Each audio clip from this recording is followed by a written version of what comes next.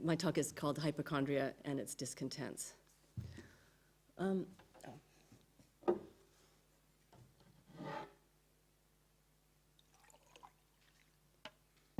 Sickness, like so much suffering, is one area in which the usual vocabulary for discussing illusion and reality seems to falter, along with so many other dualisms often associated with this pair: mind versus body, artificial versus natural, fiction versus fact, inside versus outside, even ideology versus whatever its opposite might be. Suffering, not only the pain of others, but even one's own, is at once irrefragable and yet elusive, both infallible and yet strangely unverifiable, searingly immediate and kind of natural feeling, and yet, like every other human experience, a historical artifact, burdened with its own specific set of protocols, susceptible to cultural variation, social mediation, political negotiation, and contestation. It's also for this reason where the boundaries of private and public, self and other, can become confusing. Hume observed that the experiences that most singularize us are at the same time the very site of our greatest porosity to others. Suffering at once draws you inward, tears you away from the world, refuses community and communication, and at the same time demands an acknowledgement, a witnessing that it systematically seems to repel. It forces a sociability that it simultaneously prevents or preempts. This can put pressure on any ethical or political project that stakes its claims on the normative authority and self-evidence of empathy, identification, solidarity, and recognition. Suffering exacts a demand for recognition, a claim to validation or legitimation, even as the received terms of recognition are systematically put into question. The exorbitance of this demand, of the sufferer's demand, can provoke discomforting reactions. Suffering seems to trigger an array of equally unattractive responses. We can be repelled, we can be icily indifferent, we can feel secretly triumphant, we can swell with newfound purpose.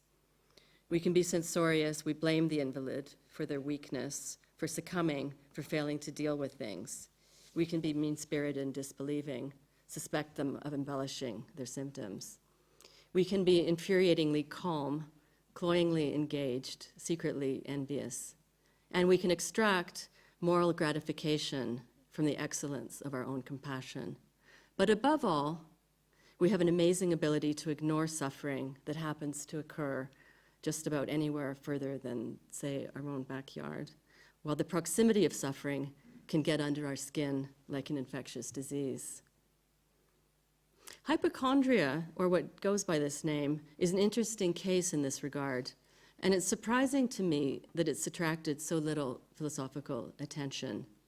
It's intriguing for several reasons. First, because of its peculiar epistemological situation, the incontrovertibility of the suffering combining with its peculiar unverifiability. No negative test results can disprove it, even if no evidence can document it, which corresponds to the patient's own contradictory demand to have his illness at once corroborated and yet minimized. Second, because it troubles the dualism of truth and illusion, at once physical pathology and a stimulant to unbridled imagination, both true and phantasmatic, an illusion that's not only not dispelled by argument or consciousness raising, so it's exactly like ideology in that regard, but moreover, performatively proves itself true. Anxiety about illness produces the illness it fears, or sometimes even a worse one. Third, because its historicity is so palpable. Like most illnesses, hypochondria, both the name and the thing, is itself a historical artifact, a product of the 18th century, as the humoral theory of black bile gives way to neurological theories of nerves and vapors, and medieval melancholia gives way to hypochondria and hysteria. This historicity is often corroborated by markers of nation, class, or gender. Hypochondria is the English malady, a badge of gentlemanly refinement, learning, and privilege. But these markers are never stable, if only because the disease is always on the verge of assuming epidemic proportions. It will soon overflow national boundaries, efface distinctions of class, gender, and culture, an expansion and even democratization of the affliction, not unconnected to the rise of capitalism, as illness becomes another symptom and even commodity on the consumer market. Finally, as I was saying, it produces a peculiar cocktail of not especially attractive emotions in both sufferer and observer.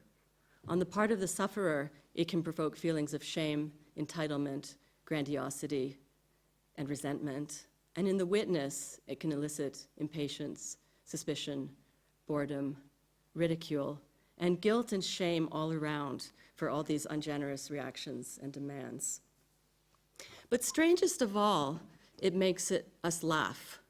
Why is hypochondria the subject of so many comedies, satires, set pieces? What exactly is so funny? Laughter itself is a complicated event, hard to suppress and almost impossible to feign. And like illness, in at least this one respect, it has a contagious and involuntary aspect which can take us to the edges of our comfort zone. We laugh at Molière's imaginary invalid. We smile indulgently at Proust's Tante Lernie. We gossip about, well, we in Canada gossip about Glenn Gould's gloves and overcoat, which he wore when he was playing Bach. But it's often hard not to feel a flinch of shame. The unease isn't necessarily because of the wince of recognition we may be harboring, but also because the impulse to laugh also forces us to face questions about the extent of our own Schadenfreude, a sour, devilish emotion, Kant called it.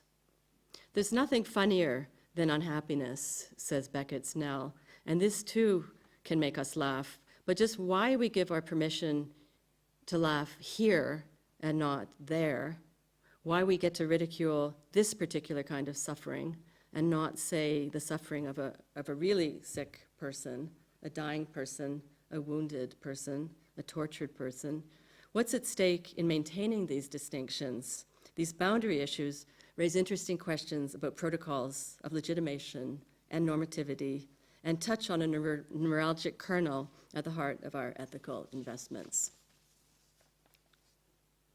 I said a moment ago that there were no philosophical treatments in both senses of hypochondria, but that's not exactly true. It was always floating around the edges of German idealism and romanticism. And in what follows, I want to turn to one of the more peculiar texts from this epoch. You may wonder whether it's philosophy at all. Its genre is also a little unclear. Chapter in a book, essay, published letter, memoir, advice column, memorandum, notes to servant, notes to publisher, note to self.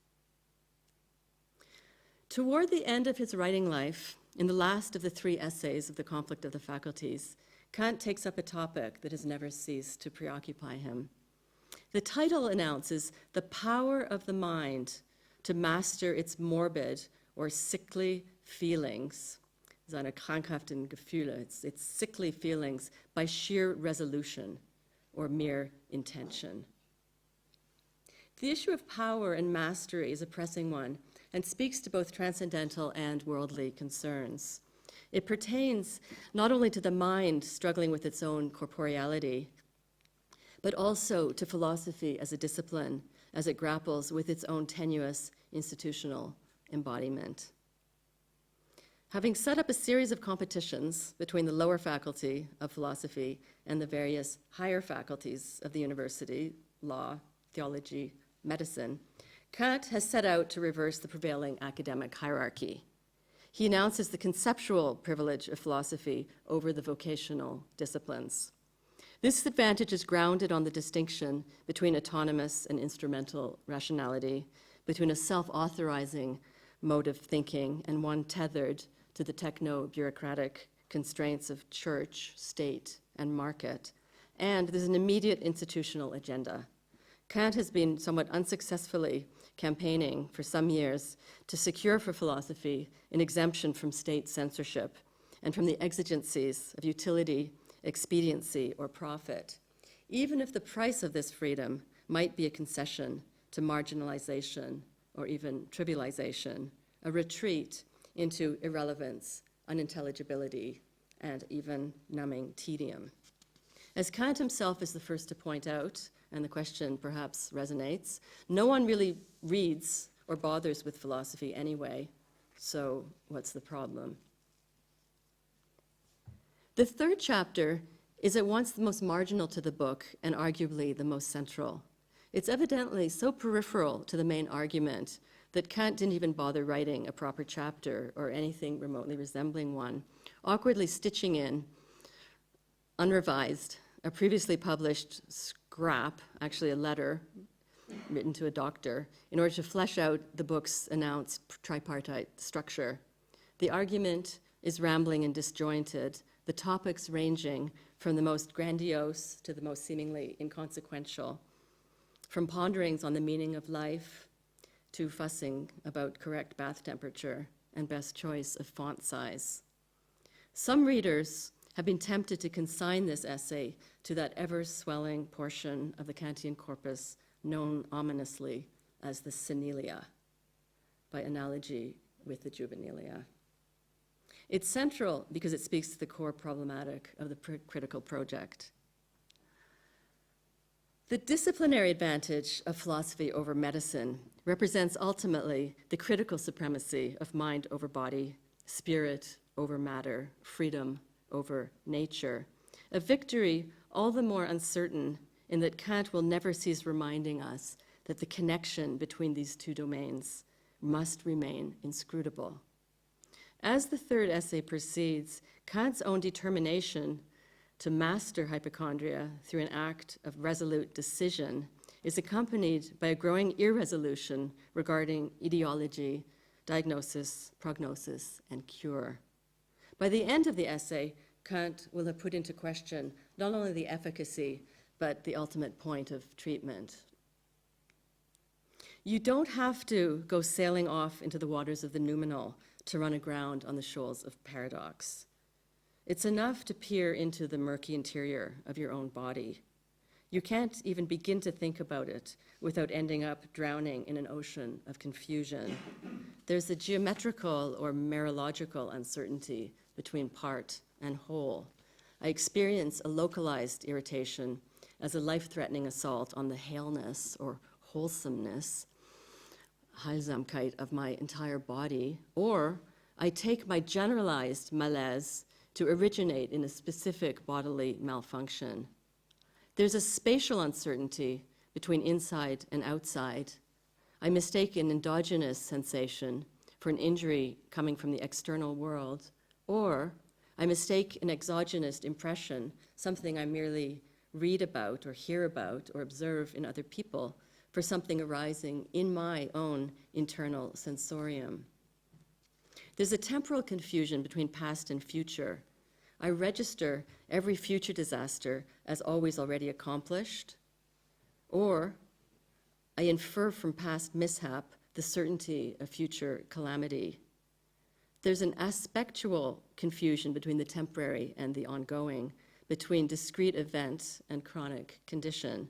I misconstrue a passing distress as the harbinger of as a symptom of a permanent and irremediable affliction, or I take a stable condition to be the harbinger of imminent disaster. There's a modal confusion between the categories of possibility, actuality, and necessity. I take the possibility of illness as proof of its inevitability, or I misconstrue the inevitability of my own senescence as a contingency that I can and ought somehow to parry. So the very possibility of disaster is itself either traumatizing, as if the mere thought of trauma is enough to induce it, or conversely, self-immunizing, as if anticipating danger is somehow sufficient to preempt it. And these are just two sides of the same coin, and they both work. There's an etiological slippage between cause and effect, between pathogen and symptom. The occasion of illness can also be its consequence, a circularity well rehearsed in the 18th century imaginary. Hypochondria is both caused by luxurious lifestyle and it produces unhealthy cravings for rich food. Indolence makes you tired and lazy. Boredom makes you bored and boring. This contributes to hypochondria's circularity as an endlessly recursive or self-reproducing disease, but also to its peculiar infallibility.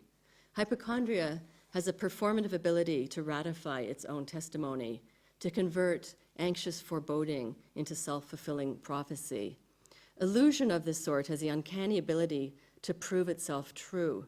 Anxiety generates what it dreads. The fear of falling makes you fall. Worry makes you sick. Among Kant's other compelling examples, he raises the quite wonderful one of trying to walk along a board that's stretched over an abyss. Whereas if it's on the floor, you can just walk right along it. If it's hovering above 2,000 meters, you immediately fall off. This preoccupation with health also induces some elementary category confusions. Above all, it blurs the line between quality and quantity. It confounds the difference between longevity and vitality, between living long and living well. The condition at once exaggerates suffering and inexplicably seeks to prolong this misery by turning life itself into an endlessly mortifying ritual of self-management. Kant's hypochondriac presents the conundrum posed by Voltaire in Candide. The worse the life, the more we cling to it. We caress the serpent that devours us. Or, as Woody Allen puts it in Annie Hall, the food is terrible at this restaurant, and such small portions. And we keep going back for more. Is hypochondria a mental phantasm or a physical malaise? Is it a propensity to imaginary illness which produces delusory bodily sensations, or is it an abdominal compression which stimulates ideational distortions? The affliction has the curious character of being at once both localized and diffuse, both digestive constriction. The hypochondria is, of course, the name of the place, these innards under there. Both digestive constriction and vaporous expansion, both somewhere very specific and nowhere in particular. The unstable locus of this illness strangely parallels the uncertain location of philosophy as a discipline. Its slightly eccentric or ectopic position within the university, and recalls Schelling's challenge to the very idea of disciplinary containment. How can something like philosophy, which, like God or the soul, is everything and everywhere, be anything or anywhere in particular? For example, confined to a department or relegated to a faculty where it could either serve or assume jurisdiction over the other faculties or disciplines.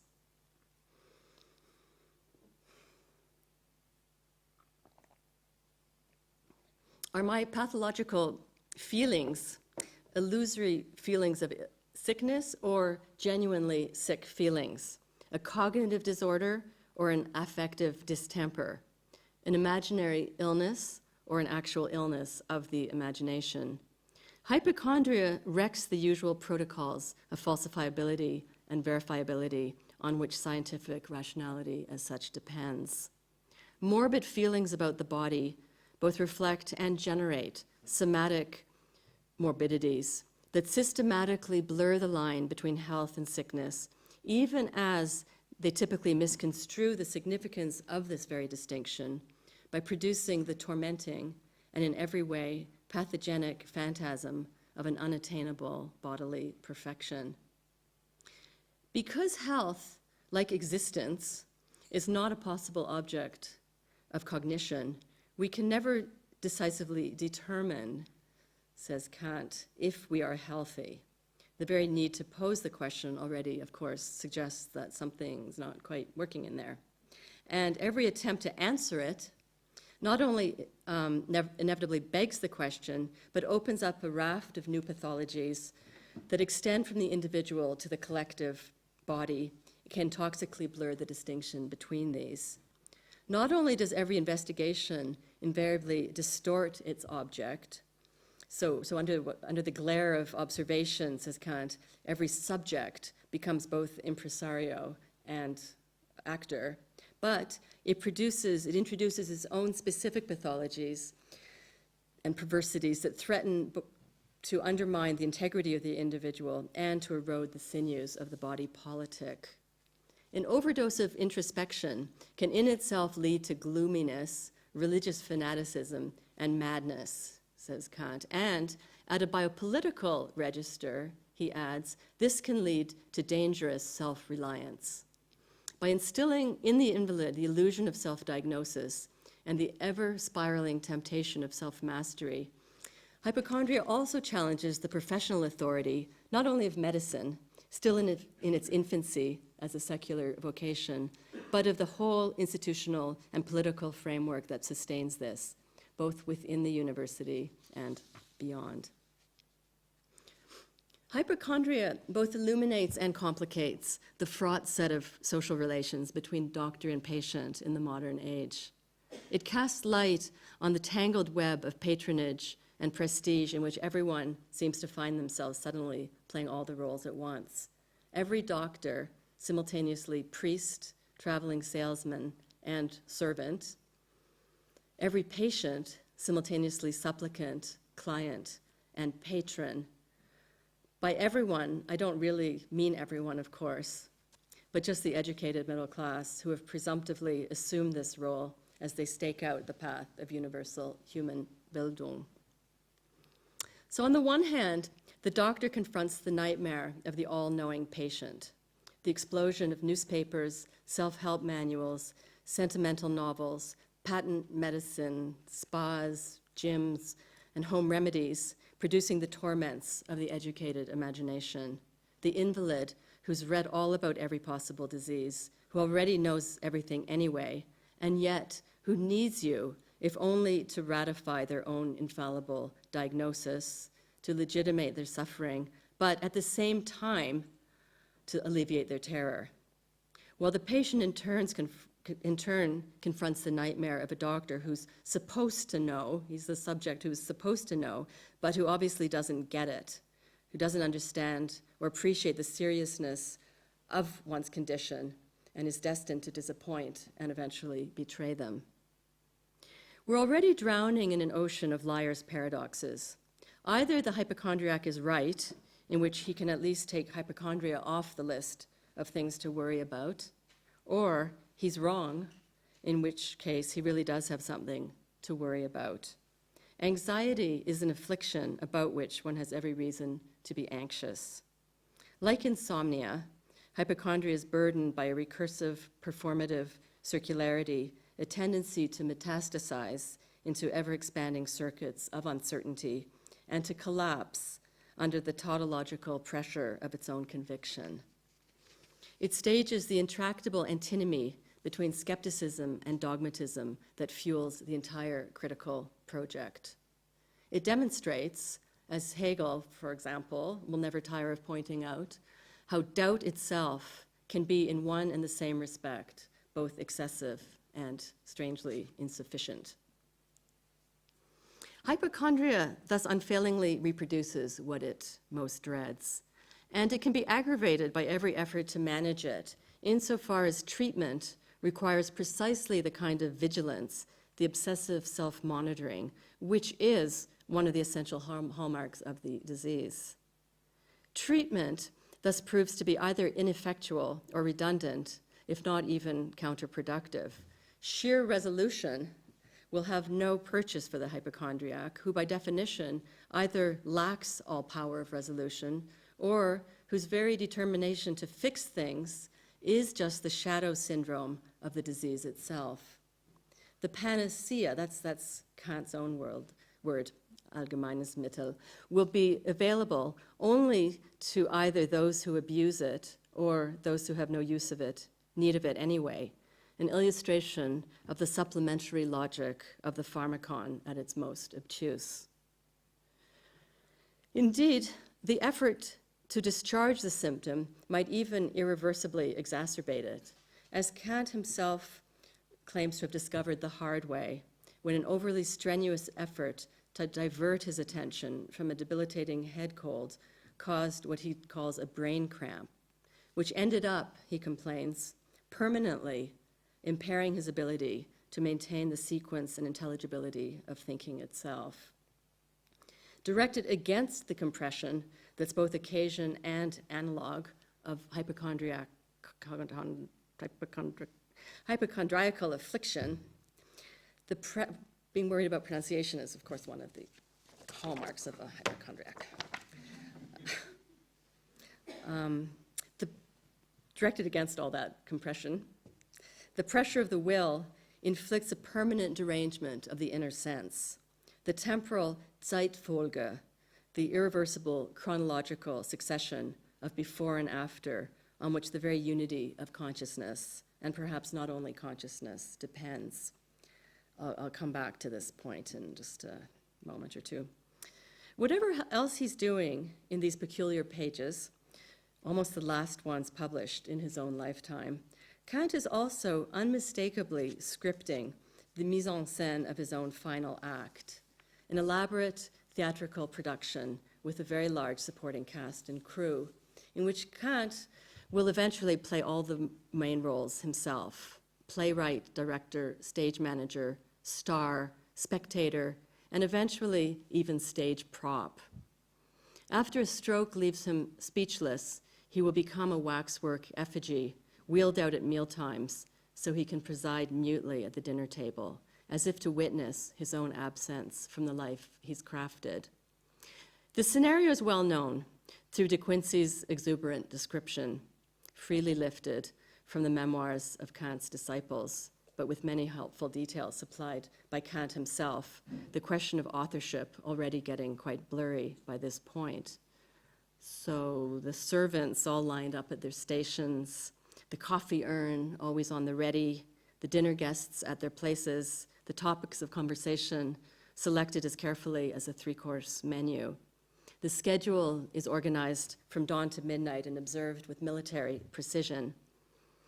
The wake-up call at 4:55 a.m., the midday lunch party, the postprandial stroll through town, that's the walk made legendary through Heine's witticism about all the housewives of Königsberg who set their clocks to the professor's walk. This is the one I like the best, a session of thinking is scheduled for 6 p.m. sharp.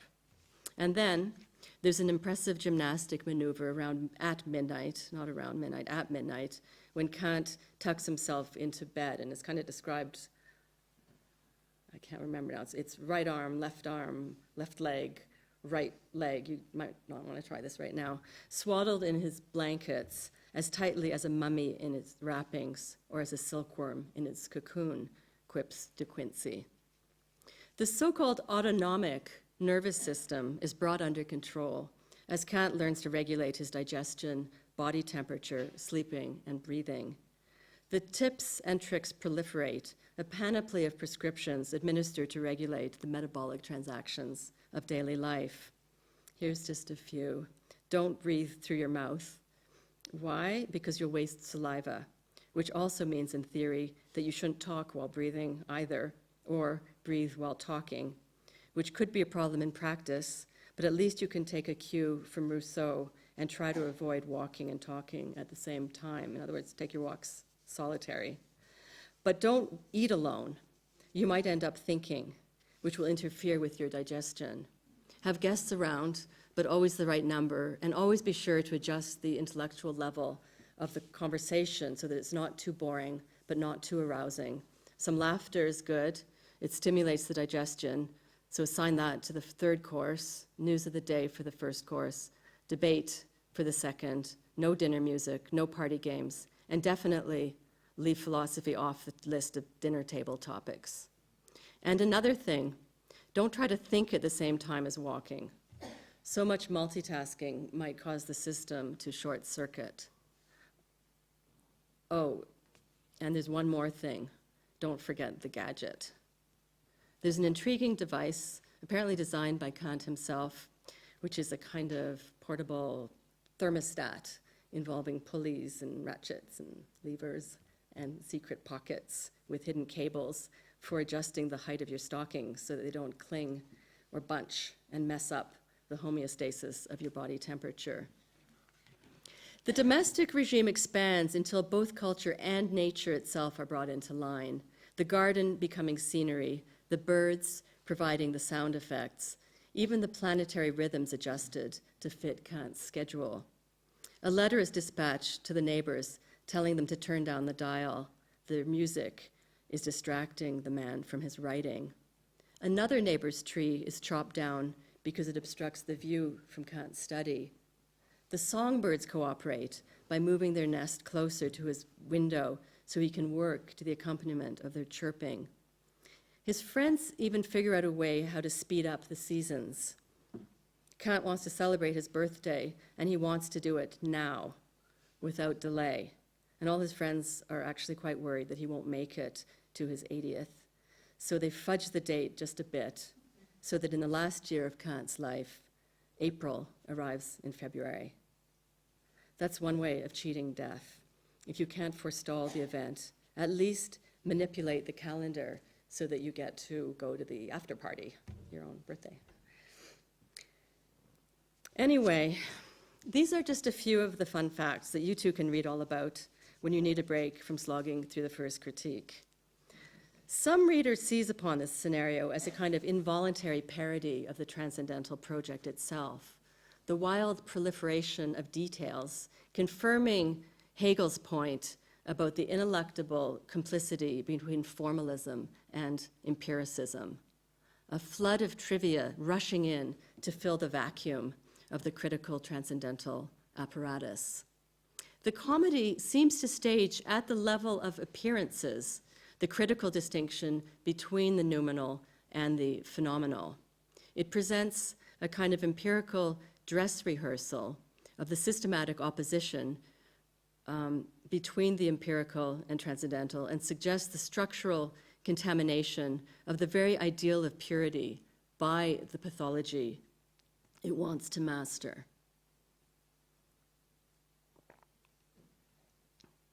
A well-trodden dialectical approach from Nietzsche, Freud, Adorno, and just about everybody discerns in such a tizzy of stage management the perfect case history of the dialectic of enlightenment, ascetic ideology, or the return of the repressed.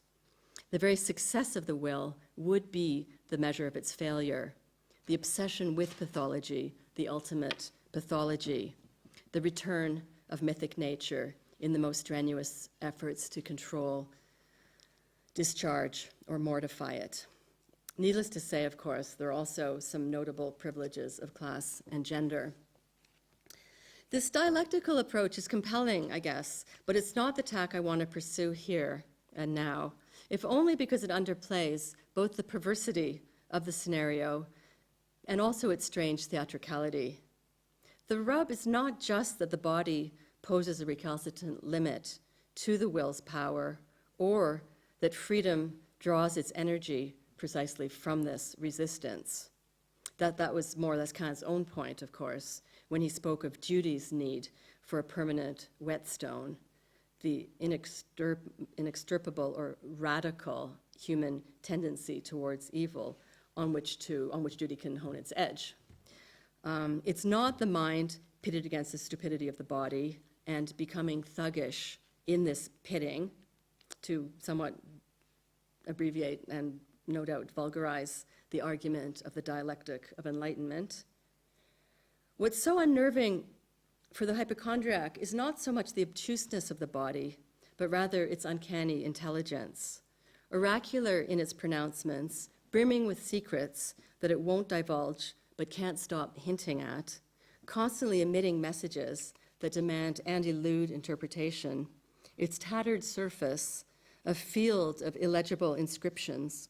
The body seems to have a preternatural agency and intelligence in the face of which the mind itself seems to become increasingly stupid and reactive. Perpetually circling around itself, the mind actually starts to resemble the Cartesian body, a machine running on empty, its initiative stripped down to repetitive automatic insistence, its agency reduced to what Kant elsewhere calls famously the empty freedom of a turnspit. In fact, the body is able to understand the mind far more effortlessly than the mind understands the body, and certainly better than the mind understands itself. Whereas reason finds itself everywhere bashing against its own limits, forced at every pass into paroxysms of contradiction, finding it everywhere unable to either avoid or to tolerate its own dialectical illusions, the body seems to effortlessly give voice to not only the panoply of its own sensation, but to its own ever-shifting boundaries, as the membrane between inside and outside is continually breached, every internal organ, the outside world, its entire surface, a giant orifice for receiving and transmitting.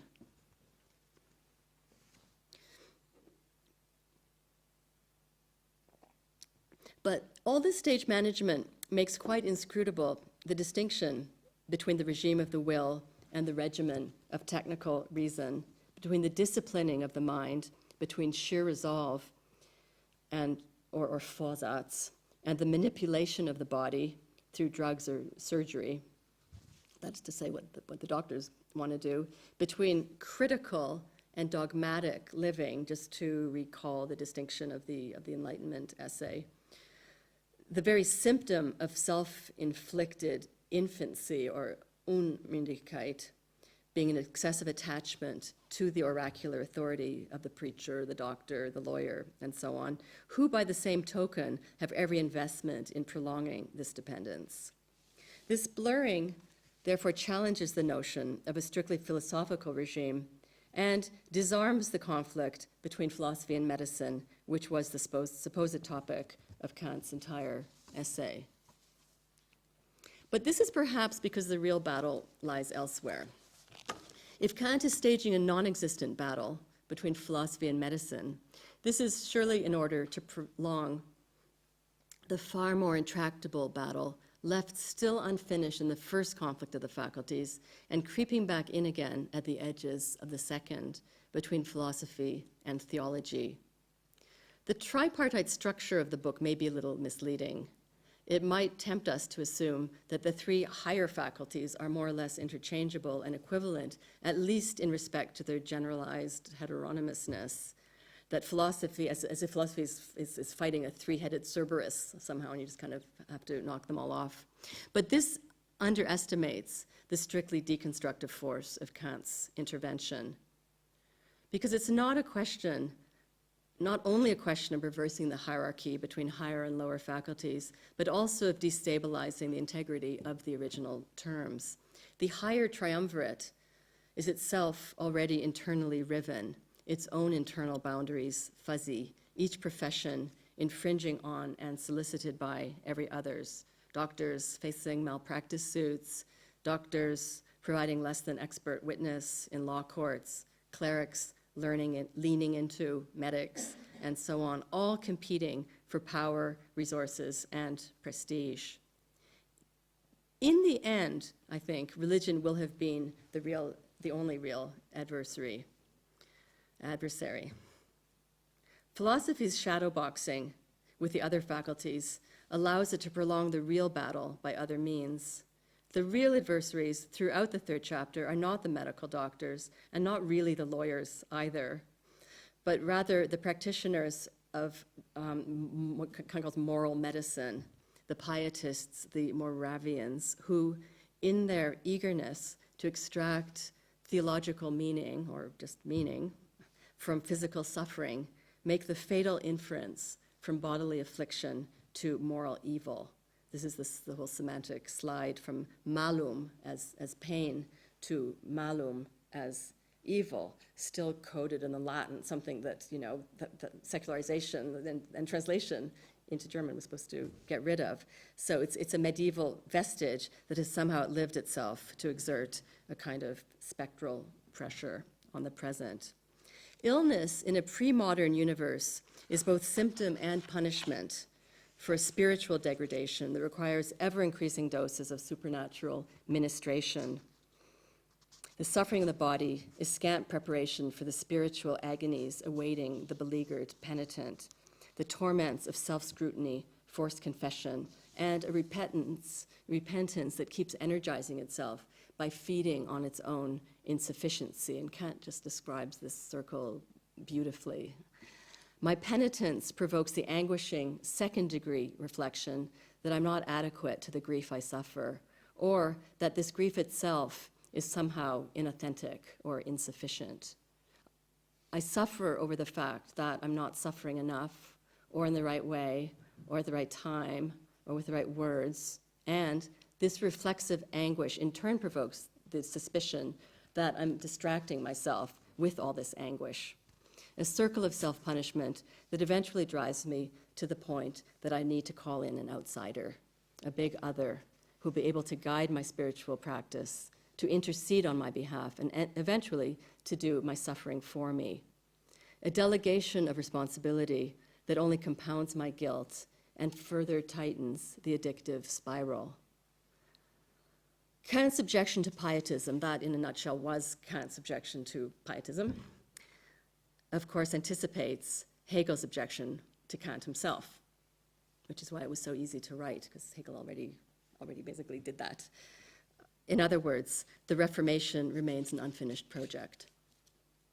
Kant at one point describes the continuous prayer practice of the Moravians as a kind of artificial life support without which faith itself would die. He's referring to the practice of 24/7 worship institutionalized in the beginning of the 18th century by someone called Nikolaus Zinzendorf. And you can still see vestiges of the Moravian Brotherhood all around the world, including fundamentalist churches in the US, which advertise 24/7 worship. Like a flickering flame, as like life itself, any break in the continuity of worship, any interruption of the flow of prayer severs the spiritual bond between human and divine and extinguishes the fragile spiritual lifeline from which alone redemption issues. This is kind of, Kant's description is kind of anticipating Freud's description of Ratman's obsessional ritual of this constant prayer invented as a kind of protective sheath to round off, to ward off stuff. And behind the unending struggle with religion, lurks philosophy's own battle with itself. That is, morality's own struggle with its own lingering scrupulosity. To fight that battle, to purge suffering of the last, most stubborn vestige of theological investment, might require not only borrowing the arsenal of medical science, but administering to philosophy a dose of unapologetic banality, a drop of utilitarianism, a spoonful of behaviorism, a tincture of positivism, or something even stupider. Kant speaks, and this is the stupider thing, of a diet with respect to thinking. Because you have to schedule your thinking. If it comes at the wrong time, it's going to mess you up. At one point in his essay, Kant recommends as a kind of prophylactic against the kind of obsessional fixation on ideas, the generation of idées fixes, which just keep on reproducing themselves. He recommends the practice of philosophizing without. Well, I was almost going to say philosophizing without philosophy, which is of course the very formula at the end of the first critique. But he talks about philosophizing without philosophers, without being a philosopher. You can somehow, if you're really out of it, philosophize. The formula echoes the sickliness without sickness, which is, of course, the very Kant's own definition of hypochondria, and mirrors the circularity of disease and cure. Non-philosophy is both a way of prolonging life so that you reach old age or very old age, and something to do when you eventually get there, a suspension of conceptual labor in which philosophy itself is brought to the point of unthinking. But the formula is too reminiscent of all those other withouts not to make us sit up, most notably purposiveness without purpose that had characterized the object of aesthetic judgment in the third critique. So just very quickly, I want to say something because it's so important about Kant's revision of the body at the very end of his life. In the Critique of Judgment, which is not long before he wrote this, in the Critique of Judgment, the spectacle of the well-proportioned human body had posed a challenge to Kant's entire aesthetic regime. The seemingly incontrovertible appeal of the body beautiful seemed to present an exception to the experience of pure disinterested pleasure. So given that the reflective judgment of beauty, the ability to say this is beautiful, is by definition independent of any concept. I can't say this is beautiful because I have a concept of the object or because I have a vested interest in the object or anything else. You know all that. By definition, independent of any concept. So that is to say, the beauty of the beautiful object is vague. Like hypochondria itself, vaga. It's a wandering kind of untethered condition. It wanders, detached from every normative concept. It would seem to follow, by Kant's own standards, that the human body, no matter how perfect, that is, even or especially perfect, would be just a priori disqualified as an object of pure reflective judgment. Unwilling to go through with this, Kant had admitted the human body, but by way of a subterfuge linked to man's exceptional moral status. Moral purpose is stuck or adheres to the human body, or rather the body adheres to its ideal. It inherently adheres, like you just can't unstick morality from the body.